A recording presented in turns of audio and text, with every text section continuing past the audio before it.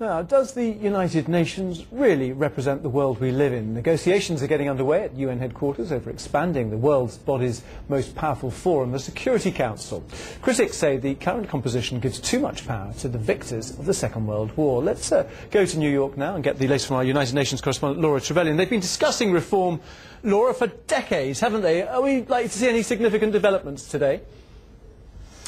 Well, I wouldn't hold your breath, Tim. What happened here today was that diplomats began negotiations behind closed doors on how to expand the UN Security Council. Now, a seat on the Council is so highly sought after precisely because it is so powerful.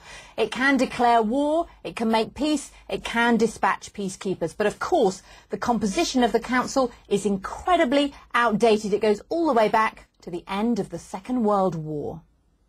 Here in the midst of war, the world's people... The birth of the United Nations. The victors of the Second World War sign the charter which creates the world body and gives them a dominant role. The most powerful countries on the UN Security Council with the ability to block decisions they don't like are the allies at the end of the Second World War. China, Russia, France, Britain and America. So why should they still get to call the shots more than 60 years later?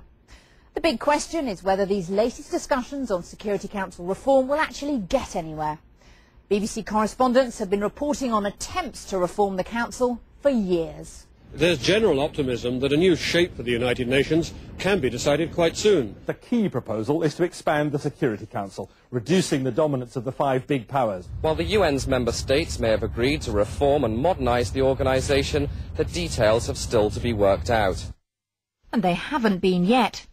Getting countries to agree which of their rivals should sit here and make decisions affecting war and peace is difficult. Japan's on the 15-member council temporarily, but wants a permanent seat. We do have the political new move from United States and also many other key partners. China is also very much more positive to reform of Security Council, and all of the countries, and Africa too.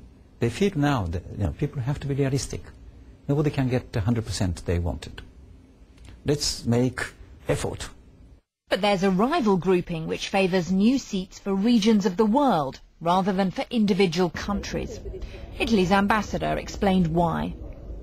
I'm looking more ahead in a way where the European Union could be represented on a specific seats dedicated to European Union institutions. So this is an element which is very important to my government, the perspective of a European common voice in the Security Council. Everyone's agreed the UN Security Council must expand to stay relevant.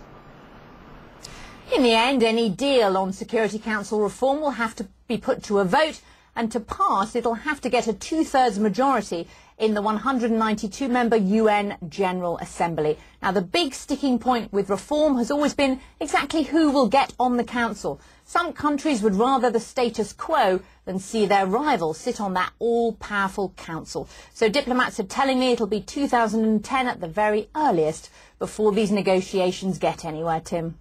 OK, Laura, that's 128 nations, I think, that have got to agree. That sounds like a tall order. Thank you very much, Laura Trevelyan.